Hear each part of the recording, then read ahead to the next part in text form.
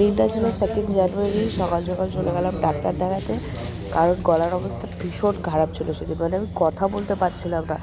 Even যত video. হ্যাঁ, এটা কে? ওই গো, আজকে কার জন্মদিন? কি রে, আজকে কার জন্মদিন?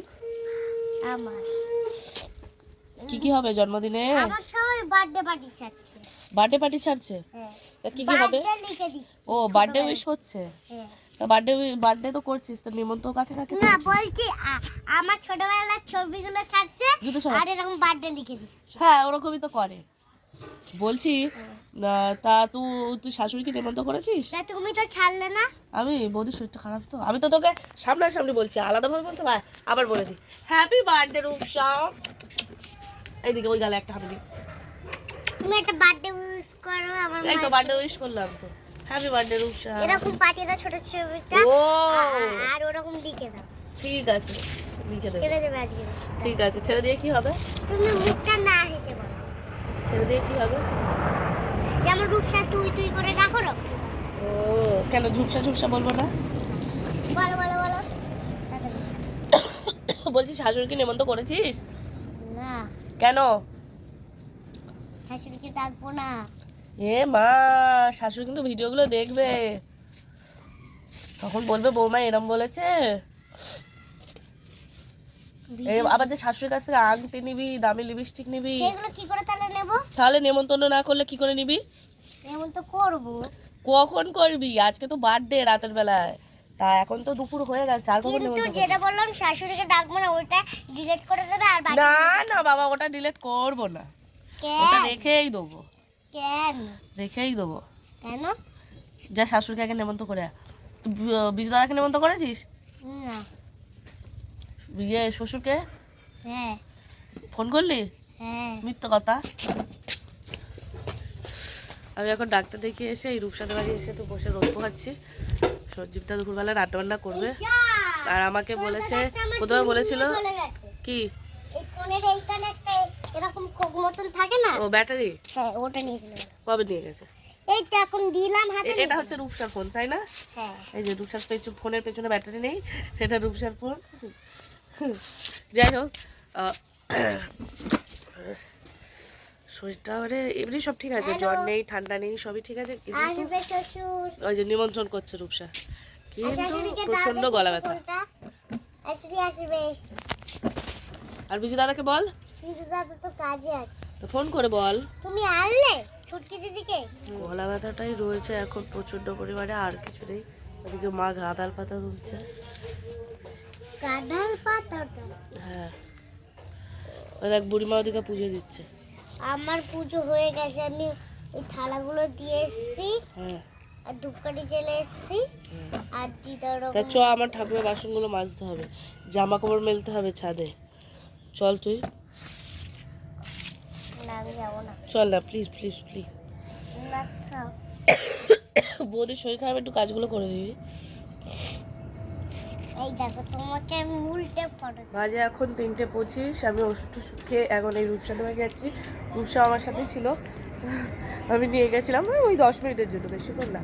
ওদের বাড়ি যাচ্ছি, এবার দেখি একটু কেটে কুটে দিই, সঞ্জীবী রান্না করবে। আস, কি হয়েছে? এটাকে দেশটা দেখ না, কি ভাব ভিডিও করে নি ক্যামেরা দেখ। শালিনীর পারফেক্ট ড্রেস। আর বাসুনিয়া বসে যাবে এবারে। হ্যাঁ, এবার বাসন মারলি হবে। কালি কড়াটা বসিয়েছি কেন? কালি হাঁড়িটা এ দুধ এক্ষুনি, পায়েস এক্ষুনি বসাচ্ছ? বললো দুধটা বসাতে। ও, জাস্ট বললো দুধটা বসাতে, কাজু কিশমিশ ভেজাতে। এই তুই সোয়েটার পরে থাক, যদি না শরীর খারাপ বাতাতে চাস। এই আমার জল দাও, দুধ মানে এমনি পেঁয়াজ কারো রসুন দুধ, ভেজাই। বললো জল দিতে না। হ্যাঁ, দুধ এমনি কারো এই আপনার কিছু বক্তব্য? নাতনির জন্মদিনে, 5 বছরের জন্মদিন, কোথায় একটা প্যান্ডেল করবেন তা না। এই তাড়াতাড়ি সজলরে ফোন কর, খবর দে, সজলরে বল এখানে একটা তাবু খাটিয়ে দিতে আর 4টি টেবিল দিয়ে দিতে। ভালো হবে না? আপনাদের কি বক্তব্য? ভালো হবে না? সেই তো পেমেন্টের জন্য তো সঞ্জীব মণ্ডল আর শালিনী রয় রয়েছে, তাই না? শালিনী রয় আমার তো কোটি কোটি টাকা। এইদিকে ঘুরে, শালিনী রয় আপনি আছেন না? এটা হচ্ছে বিশ্ব বাংলা ড্রেস।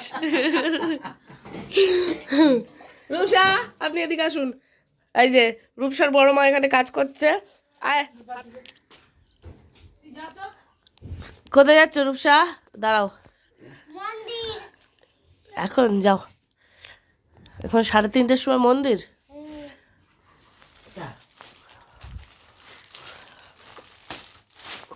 বাবা একটু দেখাও রূপসা। বাহ, এইটা তো রূপসার বার্থডে গিফট। ও রূপসা, এটা বার্থডে গিফট কে দিল? বাহ, সুন্দর হয়েছে, পছন্দ তোমার? রেখে দাও, বড়মাকে দেখাও। এরকম একটা ছোট ব্যাগ আছে না? এই মানি আমার এমনি প্রতি বছরই বিয়ে না না ওর যাও অন্যদিন। ও তো ওই গ্যাসটা করবো না না।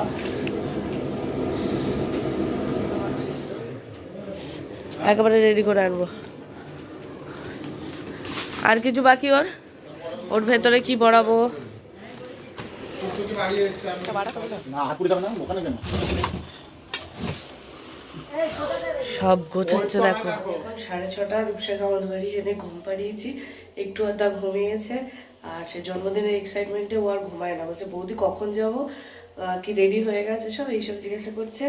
আর আমি ওর জন্য এখন এই যে বাকস পাতা ফোটাচ্ছি, যেহেতু খুব কাশছে। একটু বাকস পাতা খাইয়ে দেবো, কাপ সিরাপ খাইয়েছি তো তাও দেখছি কাশছে, তো ওই জন্য একটু বাকস পাতা খাইয়ে দেবো। আর সঞ্জিত বানিয়েছে কফি, তো আমার জন্য আবার কফি পাঠিয়েছে। চলো খাই। কালকে ওরা খেয়েছে নতুন একটা ফ্লেভারের কফি, কি হেজেলনাট, হ্যাঁ হেজেলনাট কফি। তো চলো এখন ট্রাই করি, আর এখানে ফুটুক আর তত করে ঘরে বার্থডে কেক দিয়েছে। তিরি তুই ঘুমাসনি? কিরে আবার উঠে গেছিস? তোর ঘুম হয় না বল? হ্যাঁ, কফি এখনো মামা রান্না করছে, মা ঘর গোছাচ্ছে, তাহলে তোকে কি বাদ দিয়ে বার্থডে হবে? তোর বার্থডে তোকে বাদ দিয়ে হবে? আগে আমাকে বল, তোকে কি বাদ দিয়ে বার্থডেটা হবে? তাহলে তুই কেন ঘুমাচ্ছিস না? তোর বার্থডে তো তোকে দিয়েই কেক কাটাবে, তোকে নিয়েই তো হবে, তাই না? তাহলে তুই তো একটু একটু ঘুমালি, তোর তো আনন্দের ঠেলায় ঘুমই এলো না। একটু ঘুমিয়ে পড়, আবার 10 মিনিট ঘুমিয়ে পড়, ঘুমিয়ে পড়। ঠিক আছে, আমি কাউন্ট করছি, তুই ঘুমা। ঘুমাক, আমি তত করে একটু কফি খাই। ভীষণ ভালো কফিটা, আর মানে যেহেতু গলা ব্যথা তো গরমে, মানে ঠান্ডার মধ্যে গরম জিনিস খাচ্ছি, খুব ভালো লাগছে, গলাটা ভীষণ আরাম হচ্ছে।